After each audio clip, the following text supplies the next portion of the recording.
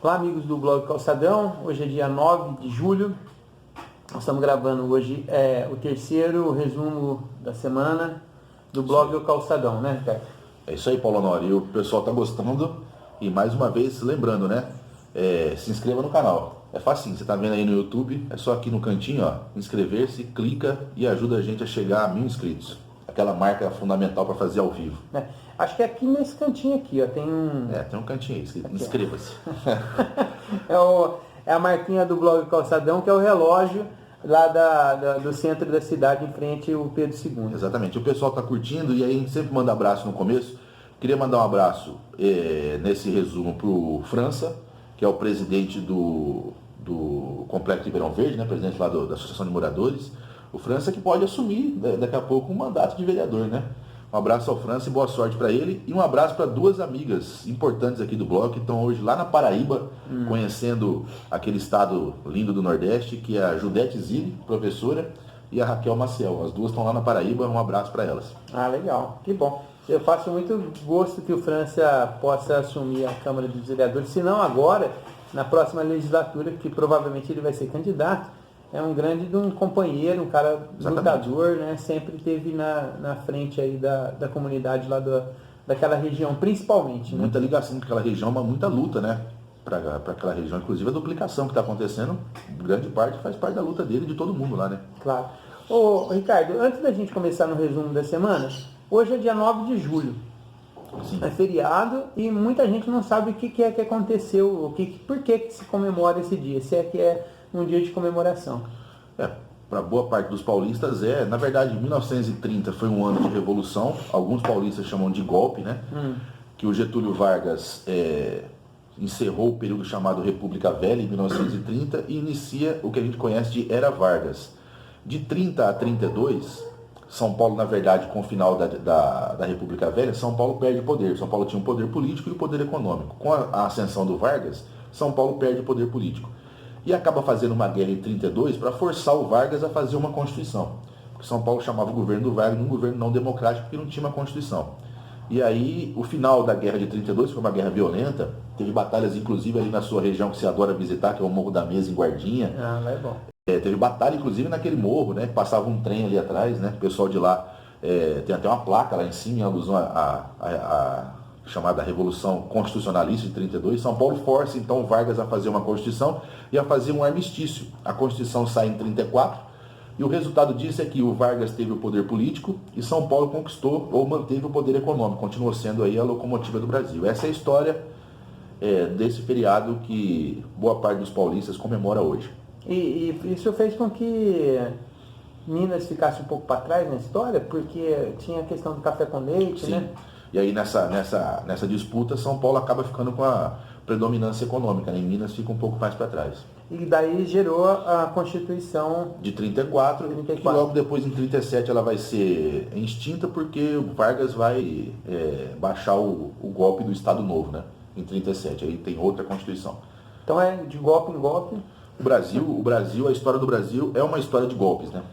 É uma história feita por golpes. Bom, no primeiro ponto do resumo da semana, Ricardo, a gente está falando sobre o orçamento de Ribeirão Preto para 2020, que teve um aumento de 5%. Esse aumento ele é suficiente para cobrir a inflação, todas as questões aí que... Porque se aumenta o orçamento, mas a população aumenta os problemas, aumenta tudo, né? Do ponto de vista absoluto, o Ribeirão chega num recorde, né? O orçamento para o ano que vem é de 3,39 bilhões.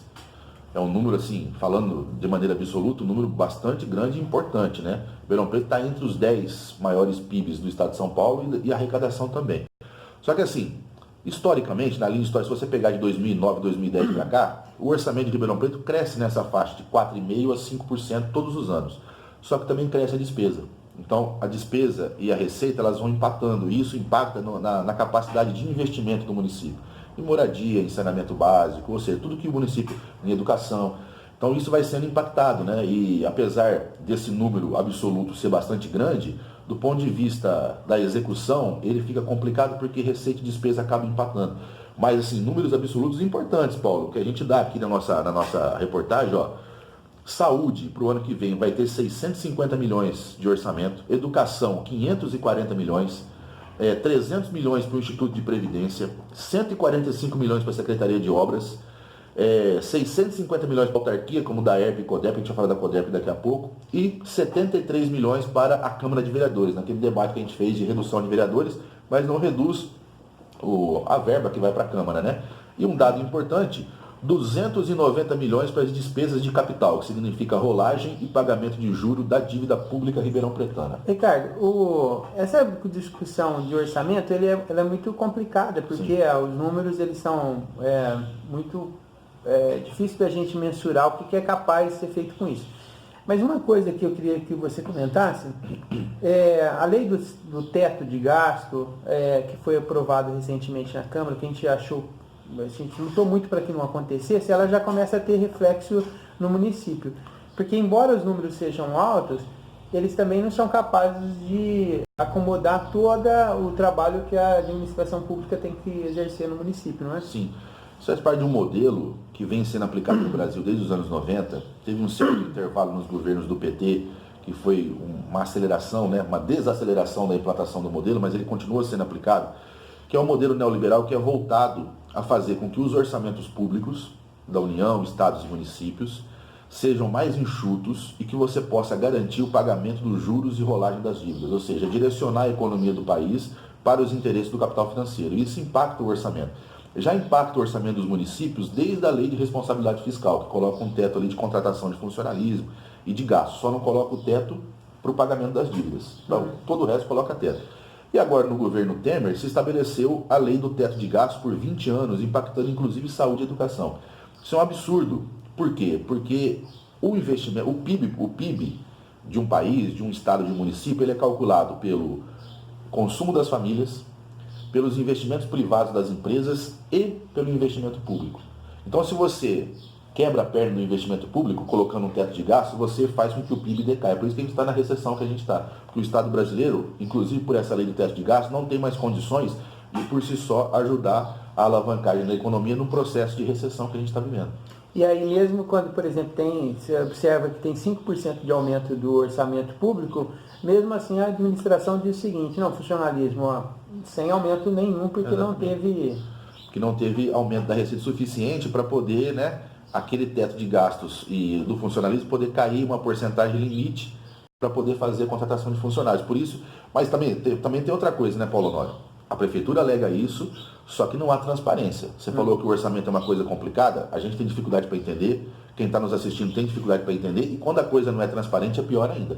Até quem é especialista em orçamento sabe que a transparência para os números da Prefeitura de Ribeirão Preto, não é só da Prefeitura de Ribeirão Preto, no Brasil inteiro, essa transparência ela é meio entre aspas, né? Ela não acontece. Então, você pega, por exemplo, no mês de maio, teve uma denúncia aí que no Diário Oficial a Prefeitura estava com 230 milhões em caixa e dizendo que não podia dar nem a inflação para os servidores que fizeram greve.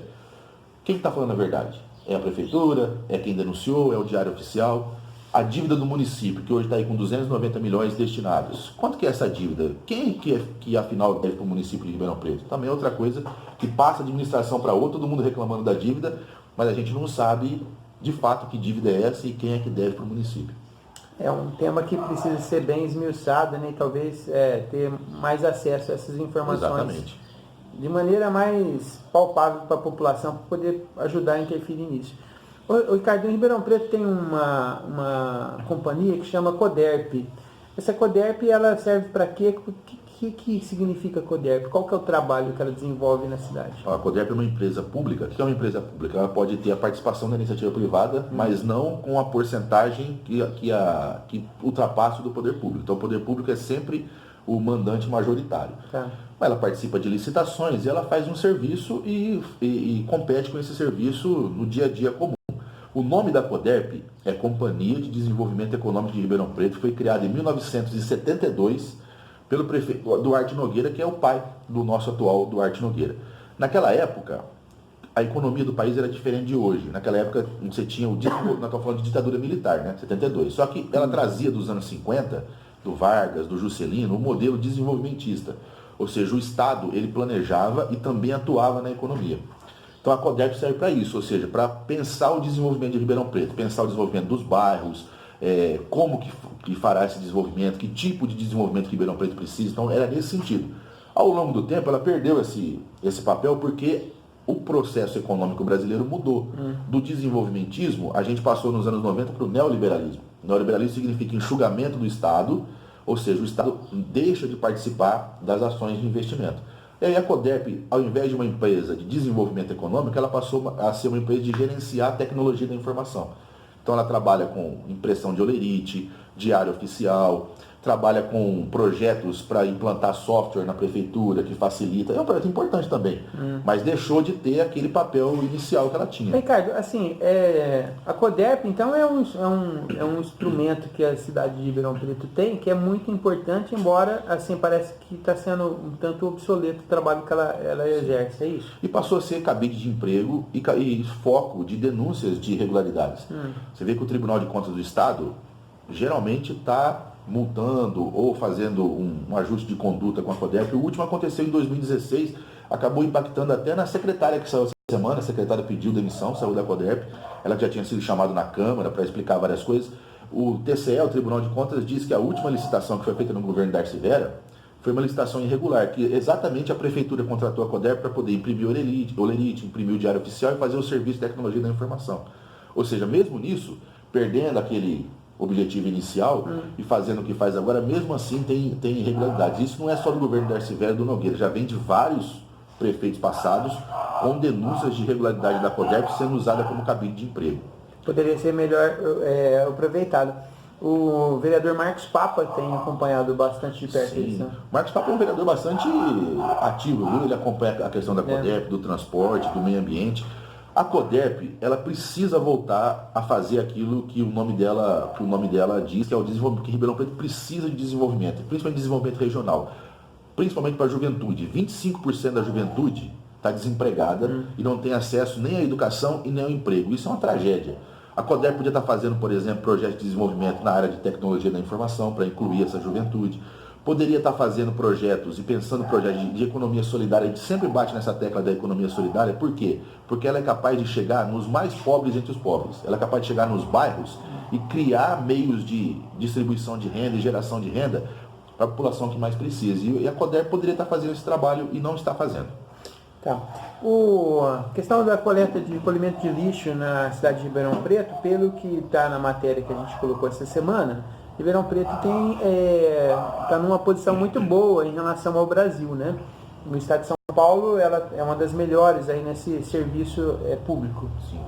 A gente falou na semana passada que aqui a gente está meio que num oásis, né? Se comparado com o resto do país. A gente falou do saneamento, que Ribeirão Preto tem quase 100%, né, de saneamento básico. A gente falava, tem nos domicílios regulares, mas nas quase 100 favelas da cidade, como é que é isso, né? O lixo é a mesma coisa. Ribeirão Preto está em segundo lugar no estado, numa lista que foi publicada essa semana, em termos de recolhimento de lixo, varrição de vias públicas, caçambas sociais e catatrecos.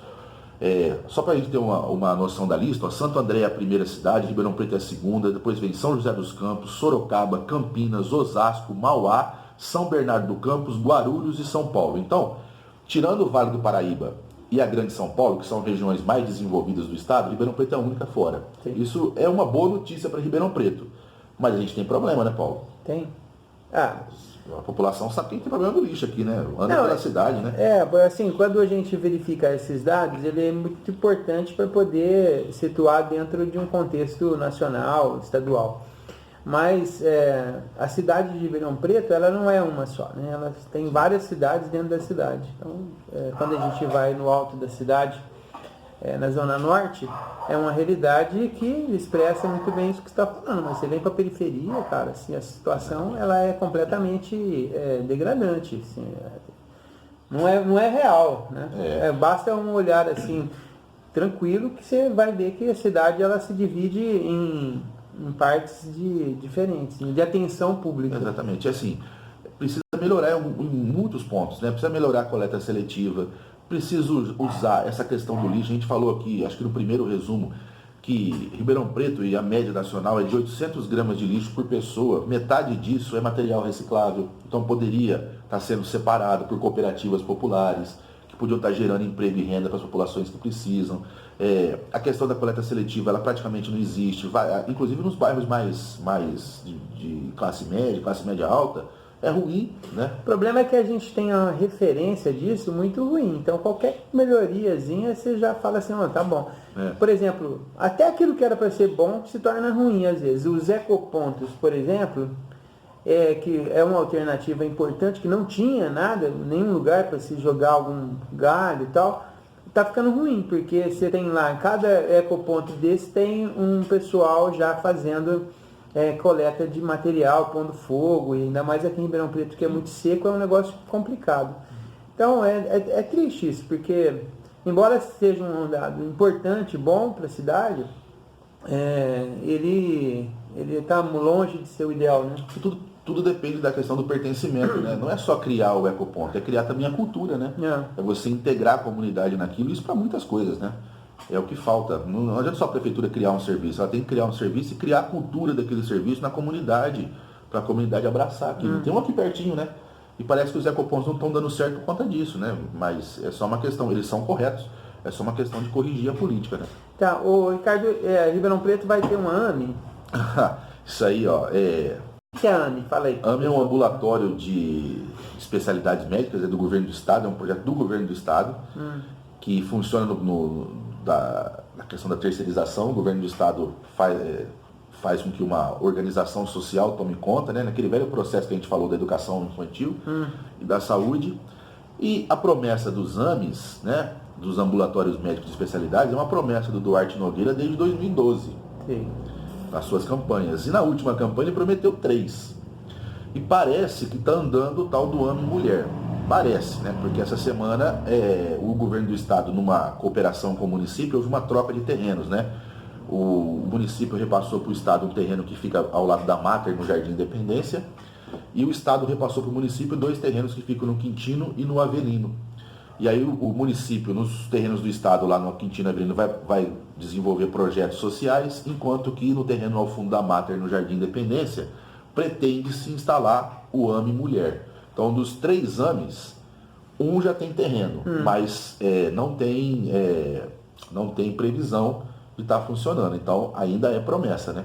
Então vai ficar na saudade ainda. E é um projeto do estado que não vai atender só Ribeirão Preto, vai atender 26 cidades da região, que é o que atende, que eles chamam de subsede 13 da saúde do estado e tal. Então são 26 cidades com a previsão de ter 1,6 mil consultas por dia. Ô, Ricardo, se não começou ainda até agora a construção do AME, provavelmente não vai terminar. Provavelmente vai ser uma promessa da reeleição do prefeito Nogueira. A gente vai falar de política de Ribeirão Preto daqui a pouquinho. Então não deu certo essa questão aqui. Está na fila ainda da promessa. Tá bom. Um tema que está muito presente aí na cidade de Ribeirão Preto e que ficou pauta essa semana muito forte é a questão da educação infantil, né? Sim. A terceirização da educação infantil. Segundo o Ministério Público, são 3.500 crianças que estão esperando vaga em creches e pré-escolas na cidade de Ribeirão Preto. A Secretaria de Educação e a Prefeitura diz que não tem condições de fazer por conta própria, que tinha que contratar professores por concurso e tal, então quer fazer aquele modelo de doar, né, e fazer um convênio com uma organização social, que é o processo de terceirização, né, da educação infantil. Isso é uma polêmica, é errado, porque o processo de terceirização, tanto na iniciativa privada quanto no serviço público, ele empobrece o serviço, precariza as relações de trabalho. Na questão do público, por exemplo, os professores, eles têm que obedecer um plano de carreira, eles têm que obedecer um processo pedagógico. É um processo pedagógico que é feito nos planos municipais de educação e tal. Quando você terceiriza, a organização social não tem nenhum compromisso com essa política de Estado para a educação. Então isso empobrece o processo educacional, os números dizem isso. No setor privado, por exemplo, quem trabalha terceirizado ganha em média 30% a menos, trabalha 30% a mais, de maneira que os acidentes de trabalho aumentam 80%. No serviço público, o serviço público empobrece, ou seja, quem mais sai prejudicado é a população que mais precisa. Porque dessas 3.500 crianças, você acha que elas moram onde? Na periferia. Moram na periferia. Então, o que a prefeitura vai oferecer? O pior serviço para quem é mais pobre. Ricardo, mas assim, vamos pegar, porque essa questão ela é muito polêmica e ela mexe diretamente com a população mais vulnerável, né? Então, se tem 3.500 crianças necessitando de uma creche hoje, ela quer resolver o problema. Sim. Então, quando você pega, por exemplo, a discussão e fala que você é contra essa solução que a prefeitura está falando, a própria população fica contra aquilo que você está, sabe, vira uma situação conflituosa, porque parece que quem está contra essa solução é contra abrir vaga para as crianças. Não fica confuso isso? Fica confuso e tem pessoas, inclusive, que usam isso como uma oportunidade de fazer um debate rasteiro, né? Inclusive vereadores. Vereadores que acusam professores, acusam aqueles que estão contra, inclusive a gente que está contra esse projeto, de ser irresponsável, de ser infantil e de atrasar a chegada do serviço público para as pessoas. Só que é o seguinte, as pessoas precisam entender que esse tipo de projeto ele é a porta de entrada para a privatização do serviço público, porque existe o artigo 6º da Constituição que garante os direitos sociais. Saúde, educação, moradia, transporte, previdência, assistência social. E tudo isso está sendo privatizado. Então hoje, a população que não entende, por exemplo, esse debate, fala assim, então eles estão contra, estão querendo atrasar, né, a chegada da creche. Mas o município ele tem condições de fazer isso por si próprio e é uma obrigação do município fazer e é um direito das pessoas ter o melhor serviço público possível. Então esse debate, Paulo Honório, ele não é um debate momentâneo, ele é um debate estrutural. Da gente olhar para o nosso país e ver que tipo de país a gente quer construir. Principalmente, não deixar que o artigo 6º da Constituição, que os direitos sociais deixem de ser uma responsabilidade do Estado. Por quê? Porque a iniciativa privada não chega aonde não dá lucro. Se tem 3.500 crianças precisando do serviço, por que a iniciativa privada não cria creche na periferia? Porque não paga, porque não dá lucro, porque não dá lucro. Então, aonde não dá lucro, quem é que chega? O Estado. Ele chega para fornecer saúde, educação. Agora, se ele chega destinando a uma OS que vai pegar o dinheiro do Estado para fazer um serviço de péssima qualidade, ou seja, as pessoas mais pobres, elas merecem um serviço ruim, é isso a discussão que vai ser colocada? E dos 540 milhões do orçamento da Prefeitura para a educação no ano que vem, não dá para fazer creche pré-escola? Esse é o debate que está sendo colocado, é um debate assim, que não quer dizer só na vida momentânea das pessoas, quer dizer no futuro, né? Porque se você retira os direitos sociais, o que as pessoas mais pobres vão fazer sem educação, sem saúde, sem segurança, sem moradia? Isso é um problema grave, gravíssimo, que aponta para o futuro das pessoas. Só para a gente fechar aqui, essa discussão não terminou, né? Não, quinta-feira agora foi feito um pedido de urgência, né, inclusive com mudança de voto de vereador pressionado ali na semana passada. Vai ter a votação agora em regime de urgência na quinta-feira e a gente vai estar lá acompanhando. Nós vamos entrar agora num outro ponto aqui, mas só para poder dar a minha opinião sobre esse assunto, é o seguinte. A educação infantil é um direito e o prefeito, quando ele assume o mandato dele, ele sabe que ele tem que dar conta, no mínimo, de colocar todas as crianças na escola. Então, se o cara não tem competência para poder manter isso de boa qualidade, ele não tem competência para administrar a cidade. Então, assim, a solução de terceirizar o problema é uma solução que só prejudica tudo. Exatamente. E isso não significa que quem está contra é contra ter espaço de creche. Aliás, é o contrário, né? Ao contrário. Tem que garantir o poder público ter acesso a todas as crianças na creche. E um serviço de qualidade, inclusive para as crianças mais pobres, que são essas 3.500. Elas não merecem um serviço terceirizado de pior qualidade. Não. Essa é a questão. Bom, aí assim, falando na questão de política, né? Sim. Em 2020 tem eleição municipal. E aí essas coisas, esses temas aí, todos eles vão ser debatidos muito. Sim. Tem um cenário já se movimentando aqui em Ribeirão. 2020 já está aí, né? Estamos aí nas portas e o tempo passa muito rápido hoje e a movimentação política já começa. Na eleição passada saíram 2 grupos importantes, o grupo do prefeito e o grupo daquele que perdeu a eleição no segundo turno, que é o Ricardo Silva. Certo. E aí você pode enxergar situação e oposição na cidade. Tem mais um terceiro grupo de forças e um outro quarto. Então a gente diz no nosso resumo que hoje tem 4 grupos de forças disputando 2020. O grupo do prefeito, que a gente chama de direita e centro-direita na nossa matéria, que hoje tem um leve favoritismo, porque o prefeito está andando aí toda à vontade, porque o Daerp parece que está dando resultados bons. E ele tem conseguido bastante coisa no projeto do Mobilidade, né? Que é um projeto do governo federal aprovado em 2013, mas as obras começaram no final de 2016, então estão pegando o mandato do Nogueira. Então ele está construindo ponte, está asfaltando rua, vai construir corredor de ônibus, uma série de obras e todo prefeito gosta de fazer obras e apresentar. Mas assim, o projeto do prefeito é o projeto neoliberal. Projeto de desestatização, de terceirização, de retirar o Estado da economia, de privilegiar a iniciativa privada. E o projeto do prefeito é esse, e ele vai contar com a ajuda do PIB ribeirão-pretano, né, que vai embarcar na canoa do prefeito. A segunda força, que a gente chama de centro e centro-esquerda, representa o grupo que andou junto com o Ricardo Silva na eleição de 2016, que é o PDT e o PSB. O próprio Ricardo fez uma transição entre os dois, ele era do PDT, e agora ele transitou para o PSB, que é o partido do Márcio França, que disputa, ex-governador do estado, pré-candidato à prefeitura de São Paulo. O Ricardo disse para nós que ele não definiu o futuro dele, mas esse grupo está lá. Uma das pessoas importantes desse grupo, das lideranças jovens que surgiram, é o Lincoln Fernandes, que ainda está no PDT, e que semana retrasada foi lançado pré-candidato a prefeito pelo Carlos Lupe, presidente nacional. Esta semana, o ex-juiz Gandini, que se filiou ao PSD, o partido do Kassab, um partido de centro, teceu vários elogios ao Lincoln Fernandes e disse claramente que gostaria que o Lincoln Fernandes compusesse uma chapa com ele. Então, esse grupo, que nós podemos dizer que é o grupo de oposição ao prefeito, inclusive dentro da Câmara, vai dialogar dessa forma, né? Sim. Centro e centro-esquerda. E aí, qual é o projeto desse grupo? É um projeto que vai ter um discurso social, mas de caráter assistencialista, que é a característica do Gandini e a característica de vários vereadores. Um discurso pró-emprego, dizendo que é preciso gerar emprego sim, mas o que falta para esse grupo é um debate sobre neoliberalismo. Eles, de maneira alguma, eles discutem e criticam o modelo neoliberal, que é o que está gerando esse desemprego e essa... Eles topam esse discurso, né? Na verdade, o braço esquerdo do neoliberalismo, esse grupo, é o braço esquerdo. Mas daí vai sair um candidato, sim, seja o Gandini, eu não sei como é que vai ser a caminhada do Ricardo Silva e tal, mas é desse grupo, do próprio Lincoln e tudo mais. Então, PDT, PSB e PSD. E a esquerda não vai ter? Aí tem o grupo da extrema-direita, que certamente vai ter o candidato do partido do Bolsonaro, que é o PSL. Mas o PSL não fechou as portas em Ribeirão? Não, teve várias confusões, né?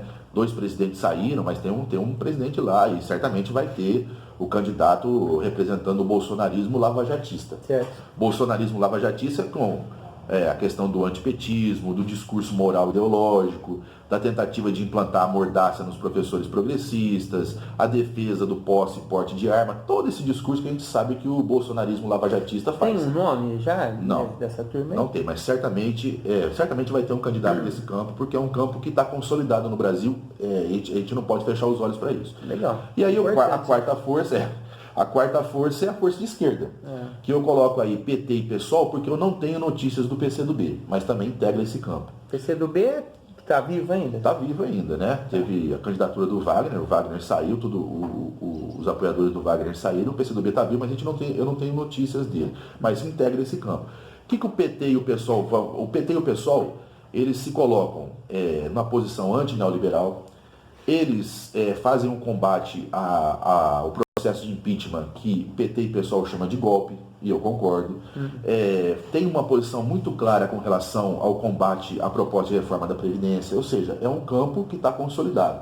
Mas, notícias que nós temos aqui no blog é que a centro-esquerda, que é a que nós falamos antes, não vai procurar o PT para fazer coligação nessas eleições, mesmo o PT tendo um tempo de televisão muito grande. O pessoal então não colocaria? Não, é o PDT e o PSB, que é o campo do Ricardo Silva e do Gandini. O pessoal está à esquerda do PT? O pessoal e o PT vão caminhar juntos. O pessoal está à esquerda do PT? Não? Acho que está meio misturado ali, os dois são esquerda. Mas você acha que vai junto? No Brasil inteiro vai ter chapas PT e PSOL. Aqui em Ribeirão Preto eu não sei. O cenário hoje são 2 candidaturas, a candidatura do PSOL e a candidatura do PT. Mas assim, o campo de centro-esquerda não vai chamar a esquerda. Eu não sei se centro-esquerda. O Ricardo Silva, eu não sei se é centro-esquerda, cara. Assim. Não, eu coloco na centro-esquerda. Coloco. Eu acho difícil. Isso é uma polêmica. Tem gente que pensa igual a você. Eu penso que é centro-esquerda. Mas assim, é uma centro-esquerda que defende um neoliberalismo. Neoliberalismo social, mas é um neoliberalismo, né? O campo anti-neoliberal é PT e PSOL. Olha, eu acho que esse cenário que vai se colocar, ele é importante, que vai estar bem definido cada grupo com a sua ideia. Por exemplo, eu acho que é muito importante hoje as pessoas terem... Deixa eu desligar aqui. Acho que é muito importante as pessoas terem noção. Ganhou o Nogueira. Sim. O Nogueira é a favor das políticas que ele está fazendo. Sim. Quais são? Por exemplo, essa questão da privatização da educação. Faz parte do projeto deles. Então, tá certo ele. E a gente tem que ser oposição. Não é? Isso. Então, você acredita nisso, tem que votar nele. Se você acredita, por exemplo, na questão da reforma da Previdência, né? Que tira o direito dos trabalhadores para poder fazer economia para o governo para pagar dívida. Exatamente. Então, se você acredita nisso, você acha que isso é importante, é o caminho, é o pessoal do PSDB, o pessoal dessa direita que está entrando. Sim. Se você quer questionar isso, você tem que pegar outro modelo de política que vai ser implementado. Então, eu acho que em 2020, seria importante, ao invés de discutir, saber o nome, qual partido o cara participa, qual que é o nome do candidato, saber o que cada um pensa sobre determinadas coisas. Não é verdade? Isso é fundamental, porque nós estamos passando um momento muito grave. Talvez a crise mais grave econômica do Brasil, um processo de desindustrialização jamais visto nesse país. Vem desde os anos 80, mas de 2016 para cá é um desastre. Sem indústria você não tem emprego de qualidade, sem indústria você não tem desenvolvimento. E esse debate vai ser colocado, e é um debate que interessa muito a Ribeirão Preto. Ribeirão Preto é uma cidade que o índice de desigualdade é maior do que a média do estado, do que a média do Brasil. Então é uma cidade rica, tem o 10º PIB do estado, porém uma cidade desigual. Rica, porém desigual. Rica, porém desigual, e esse debate vai ser fundamental. Então a gente está colocando que são 4 forças, né? Dessas 4 forças, com certeza vai sair o prefeito. E a esquerda, hoje, PT e PSOL, tendem a sair cada um com uma candidatura, mas seria legal que fosse uma candidatura única, né? É difícil hoje, porque assim, a esquerda em Ribeirão Preto, ela vai sair para cumprir uma tarefa, né? É difícil pensar que a esquerda, PT e PSOL, vai eleger um prefeito em Ribeirão Preto em 2020. Tomara que eleja, mas é difícil. A questão são os nomes, né? Os nomes para cumprir essa tarefa, né? No PT tem pessoas novas, tem pessoas que vêm do campo jurídico, tem pessoas que já têm um nome importante no partido, como por exemplo os 2 vereadores, né? O vereador atual e o vereador da legislatura passada. O nome do Beto Canguçu é um nome que eu tenho visto que causa um certo frisson dentro do partido desde 2016, mas eu não sei qual é a posição do Beto, mas é um nome que, então, tomara que saia uma candidatura única PT e PSOL, mas o cenário hoje são 2. Parece que vai ficar bem definido quais são as posições de cada grupo, né, desses Exatamente, 4. Então exatamente. vai ficar interessante para poder discutir a política, não enquanto pessoa ou grupo, mas como pensa a sociedade. O campo neoliberal conservador do Nogueira, o campo braço esquerdo do neoliberalismo, que é a centro-esquerda, os extrema-direita e a esquerda. Uma questão importante dessa semana também foi o aumento da tarifa de ônibus, que passou de R$ 4,20 para R$ 4,40. Nossa, essa é uma discussão assim, ó. Não é problema só de Ribeirão Preto. Se você pegar as cidades do estado de São Paulo, o tamanho de Ribeirão Preto, todas elas têm problema. Elas têm um transporte coletivo caro, ruim, ineficiente e um modal apenas, que é o tal do ônibus grande movido a diesel. É uma situação de Ribeirão, de São José dos Campos, de Santo André, ou seja, de todas as cidades, quase 90% das cidades do Brasil e de São Paulo, que sofrem esse problema de Ribeirão Preto. E uma tarifa cara, R$ 4,40. O trabalhador que faz 2 viagens por dia, ele vai gastar R$ 176 por mês no transporte coletivo, que é ruim, que as pessoas não gostam de usar, só usa quem precisa mesmo, né? E assim a gente vai caminhando, né? Com esse transporte horroroso e que não condiz com uma cidade e com o desenvolvimento que Ribeirão Preto precisa, né? Ô, Ricardo, fora a questão da qualidade, né? Exato. Eu vi uma reportagem esses dias aí, Ribeirão Preto, que é uma cidade extremamente quente, não tem um ônibus com ar-condicionado. É isso, entendeu? Então, assim, é terrível. E esse preço aqui, cara, segundo a própria Transep, tem 150 mil usuários diários do transporte público coletivo. Se a gente multiplicar esses R$ 4,40 por 150 mil, dá um valor diário, assim, impressionante. Exato. E por que não tem a qualidade, cara? Então, esse é um problema que o Brasil tem que resolver, né? Um vereador que está atuando muito nisso é o vereador Marcos Papa, que entrou na justiça contra a licitação em 2012, entrou na justiça contra os homens, porque assim, o contrato dá direito ao aumento semestral que tem que ser autorizado pelo prefeito. Então foi o prefeito que autorizou. A empresa está fazendo conta aí para ver, né? Quanto que é, né? Dá diariamente, numa conta redonda, assim, 660 mil reais por dia de movimentação. Deve ser de segunda a sexta-feira essa movimentação. É um valor assim impressionante. Impressionante. E assim, qual que é o transporte coletivo que Ribeirão Preto mereceria? Vamos pôr aqui para 22 dias, daria 14 milhões e 520 mil. Então, quer dizer, não é um dinheiro, não é pouco dinheiro, né?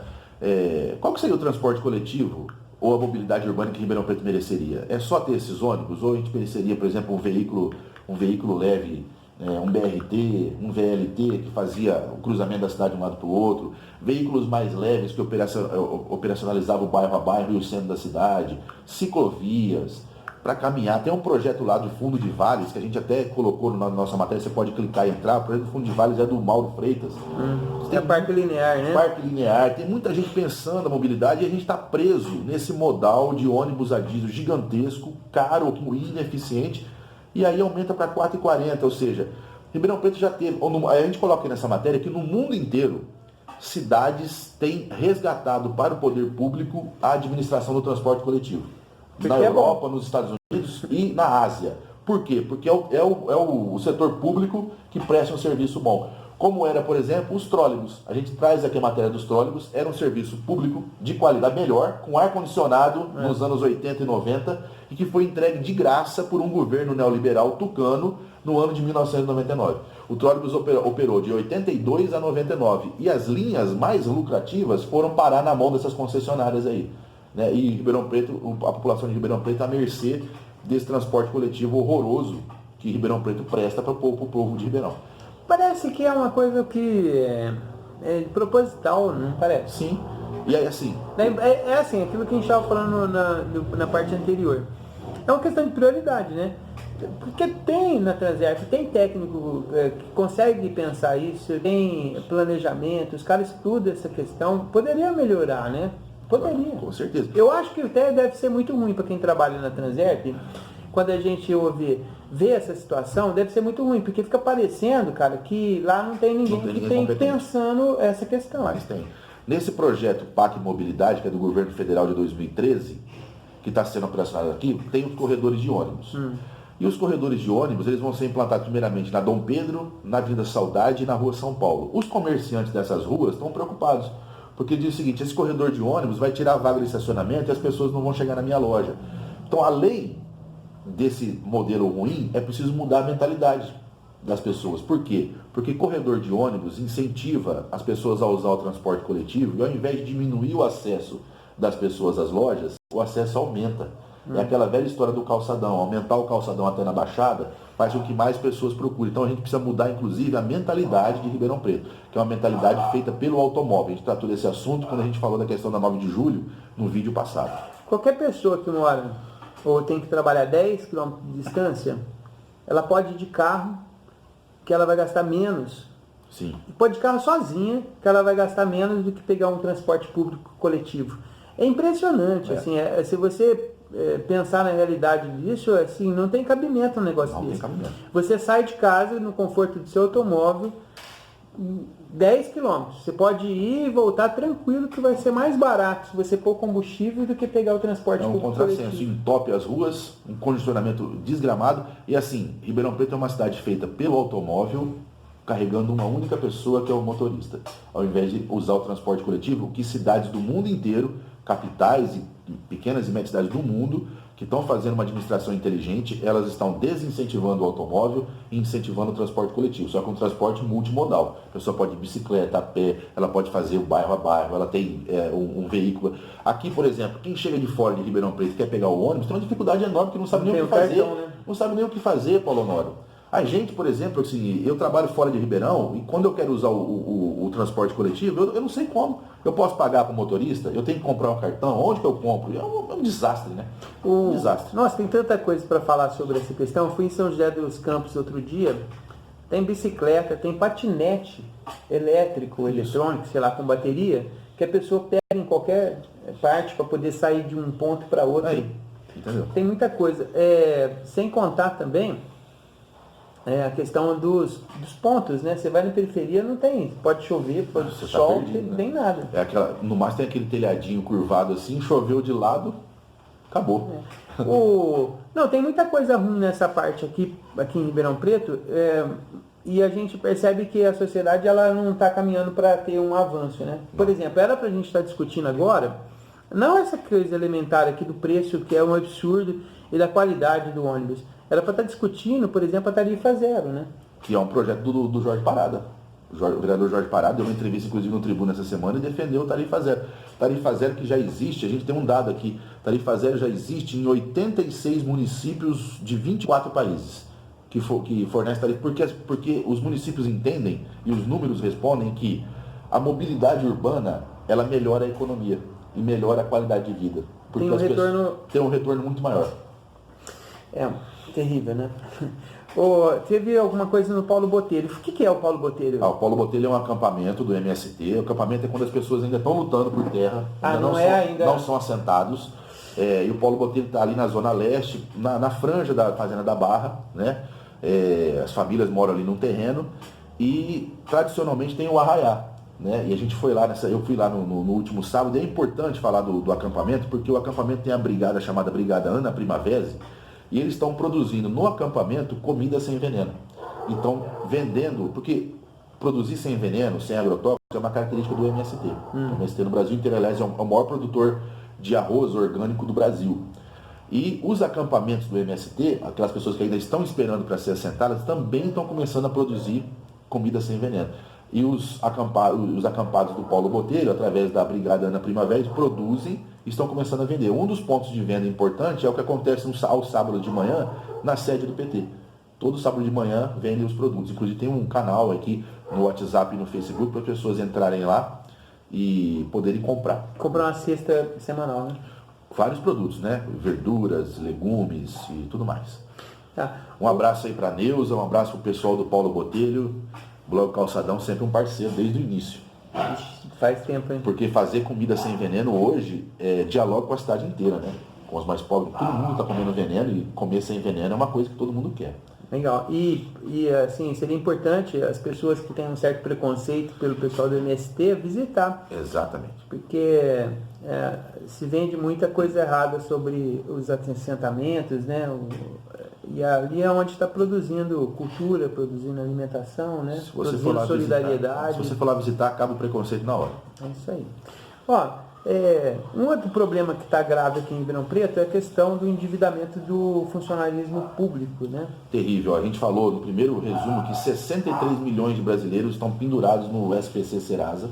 E aqui em Ribeirão Preto, o consignado, que é aquele empréstimo que o funcionário público faz no banco e desconta direto do Olerite, ele atinge, Paulo Honório, vou te dar um número aqui, ele atinge 94% dos servidores aposentados da prefeitura, 94% dos aposentados devem no consignado, e aí faz um consignado atrás de outro, o limite é 35% da renda, mas assim, até em 10 anos para pagar, isso diminui a renda do aposentado, e quando ele vê o que ele recebe no final do mês, ele já gastou o dinheiro que ele pegou emprestado, e o que ele recebe no final do mês não dá conta dele pagar as contas, né? Tem prejudicado muito. 94% dos aposentados e 53% dos da ativa. Os bancos, no final do mês, Paulo Honório, tem um número aqui, os bancos, eles arrecadam 40 milhões de reais por mês, vai direto para o banco. A prefeitura manda depositar no Olerite do funcionário, ele já sai do Olerite e já vai direto no caixa do banco. Facinho. O banco não tem erro. Por isso que na crise que nós estamos vivendo, desemprego, recessão, os bancos batem recorde de arrecadação ano a ano. Sobre essa questão aqui, eu acho que ter crédito e usar desse crédito não é uma coisa ruim. Porque, assim, ninguém acumula, ninguém não, a maioria das pessoas não dão conta de acumular para depois comprar. As pessoas fazem dívida mesmo, isso é uma realidade.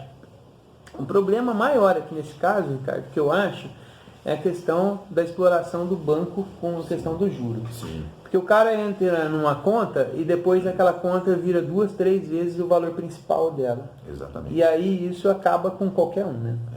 Na verdade, o posicionamento mundial, isso é um modelo neoliberal, é um modelo feito para os bancos, né? Os orçamentos públicos destinam dinheiro aos bancos, o salário do trabalhador vai para o banco, e o banco, os bancos brasileiros, eles têm recorde de arrecadação, lucro, na casa dos 15% a cada semestre. E o PIB brasileiro vai ter um crescimento de 0,5%. E os bancos, isso no mundo inteiro, ou seja, tem um conjunto de economistas olhando a situação do neoliberalismo atual e diz o seguinte: se você não taxar os bancos, esse sistema não se sustenta. Não se sustenta. Porque assim, eu acredito muito nisso mesmo. Assim, tem que ter crédito para poder ter desenvolvimento e as pessoas poderem melhorar a condição de vida e tal. Agora, o roubo está nos bancos. O juro praticado pelos bancos é um negócio impressionante. E no caso do desconto em folha de funcionário público e tal, é uma mamata, né? Porque o cara tem garantia completa. Exatamente. De que não tem problema, né? O cara trabalha um mês inteiro, no final do mês é descontado da folha e não corre risco de ter inadimplência. Sai dos cofres públicos, que primeiro saiu do imposto que você pagou, vai para o cofre público, vai para o cofre do banco. E no caso dos aposentados, eu acho que é maior ainda, precisa levantar isso. Porque deve ter muita família usando do aposentado para poder tirar com juro um pouquinho menor do que aquele que está no mercado. A gente escreveu um artigo sobre os idosos, o futuro dos idosos, os idosos de hoje e do futuro, e é gravíssima essa situação. Porque muitos idosos, eles são o esteio da família, com um salário mínimo, e às vezes aquele salário mínimo evita que ele seja abandonado pela família, e muitos idosos com um salário mínimo é o que garante a ele ser atendido, por exemplo, por uma instituição filantrópica quando eles já não têm condições mais. Então a situação dos idosos é muito ruim, e isso inclusive na questão da reforma da Previdência. Bom, a última questão aqui que nós vamos falar sobre o trabalho infantil e os dados que tem aqui de Ribeirão Preto. Ribeirão assim, a degradação está sendo vista, né, assim, todo lugar em Ribeirão Preto, né? É terrível, né? Eu coloquei essa notícia porque ela é uma notícia nacional, que ela foi falada pelo atual presidente, né? Que defendeu o trabalho infantil. E aí a gente vê, só sair às ruas, que a quantidade de crianças hoje nas ruas de Ribeirão Preto pedindo nos semáforos é uma coisa impressionante, né? E crianças pobres, né? E aí eu fui levantar no IBGE, o IBGE diz o seguinte: são 2,7 milhões de crianças de 5 a 17 anos que trabalham no Brasil. Mas não é trabalho leve, é trabalho na lavoura, em carvoaria, é trabalho pesado na cidade, né? E sem ganhar dinheiro suficiente. Ou seja, exploração de crianças pobres. Porque quando o presidente da República ele defende o trabalho infantil, ele está defendendo que as crianças pobres vão trabalhar. Porque as crianças ricas, desde o início do século XX, elas não vão trabalhar, elas vão para a escola. E sobra o trabalho para as crianças pobres. É aquela questão, né? A gente está fazendo uma divisão de classe, e uma cruel divisão de classe, né? E jogando 2,7 milhões de crianças que deveriam estar porque essas 2,7 milhões de crianças, elas podem até estar na escola, mas como elas trabalham duro, o caminhar educacional e pedagógico delas é ruim. É diferente de uma criança que só estuda e que tem tudo em casa. E lá na frente isso vai dividir, né? Quem estuda melhor, quem tem melhor preparação, vai pegar os melhores empregos, e as crianças pobres vão virar os adultos pobres. É esse país que a gente quer construir? É um discurso moralista, é um discurso que pode até parecer para as pessoas: não, eu trabalhei, meu pai trabalhou. O meu pai, e eu acho que todo mundo tem esse exemplo, meu pai trabalhou desde criança e ele não conseguiu estudar. Quando eu entrei na escola, ele disse para mim: eu sou pobre, mas você não vai fazer igual eu, você vai estudar. Isso meu pai, que não tinha estudo, né? Ele tinha essa concepção. E aí um presidente da República que vem e faz uma coisa dessa, que não sabe nem os números do IBGE, é uma vergonha. Uma vergonha. Tem o presidente, quando ele fala isso, ele está jogando para uma plateia que é muito ignorante, no sentido de não conhecer uma realidade, né? No senso comum, as pessoas falam o seguinte: porque trabalhar é bom porque a criança não ocupa a cabeça com bobagem. É um negócio assim impressionante, né? E pior, né? Por exemplo, normalmente quem tem essa mentalidade é homem na meia idade e que está nervoso porque tem trombadinha menor na cidade. Aí quando você fala assim que criança tem que trabalhar, vamos imaginar que num cenário, então a criança pode trabalhar. Quem vai perder o emprego vai ser esse cara que é a favor de criança trabalhar, porque não tem serviço para todo mundo. Se não tem serviço já para as adultas, que dirá para criança. Exatamente. Então assim, é um absurdo, é um negócio... Eu acho que criança não tem que ficar na rua, por isso que nós estamos defendendo. Criança tem que ter escola e projeto social no contraturno. Criança tem que estudar e ter coisas educativas e não trabalhar. Isso é uma bobagem. Uma bobagem que às vezes eu acho que diz para poder desviar o foco, né? Desviar o foco de coisas mais importantes, como por exemplo, o paradeiro de algum motorista. Não, lá. E outra coisa, assim, por exemplo, não é que criança não criança, quem que é criança? Criança, no caso aqui, é menor de 14 anos. Sim. Que não deve trabalhar. Sim. Tem que estudar. Porque assim, de fato, cara, uma criança menor de 14 anos, ela vai trabalhar no quê? Exatamente. E de 14... Ela nem informado fisicamente. Exato. Ela está. E de 14 a 16 pode trabalhar como aprendiz. Então, tem a questão pedagógica envolvida também na questão do trabalho. Claro. Tem a lei está aqui, ó, a lei 10.097 de 2000, que é a lei do aprendiz. Ela já existe. Então, assim, tem que tirar essa bobagem que tem na cabeça aí das pessoas que, porque o Estatuto de Criança e Adolescente veio e não deixou mais as crianças trabalharem, porque está protegendo. Mas lógico que está protegendo a criança. Porque o que acontecia até pouco tempo atrás era criminalizar as crianças. Exatamente. Em tudo, né? Em tudo. E tratar a criança como se fosse um adulto em miniatura. Que pode fazer. E não é assim, né? Então, não é assim. A gente diz aqui que a gente defende aqui no Bloco Calçadão uma cidade mais humana, mais democrática, mais participativa, mais inclusiva, e tem tudo a ver com isso aqui. A gente não vai sair do nosso papel de defender esse mundo e essa sociedade que a gente acha e a gente acredita e luta por ela. Mesmo que discursos ignorantes venham inclusive da Presidência da República.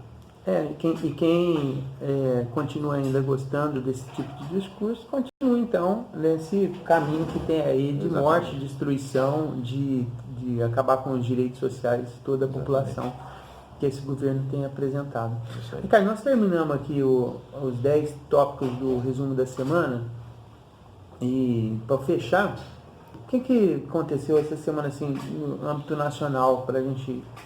Aconteceu o caminhar da reforma da Previdência, né, que é muito preocupante para o trabalhador e da trabalhadora, porque essa proposta de reforma da Previdência, que mesmo que não seja a proposta do Guedes, que é o pior dos mundos, que é privatizar a Previdência e tudo mais, que seja a proposta que o Rodrigo Maia, o presidente da Câmara, está andando, é uma proposta prejudicial aos trabalhadores, porque vai aumentar o tempo de contribuição, aumentar a idade mínima e dificultar o acesso à aposentadoria integral.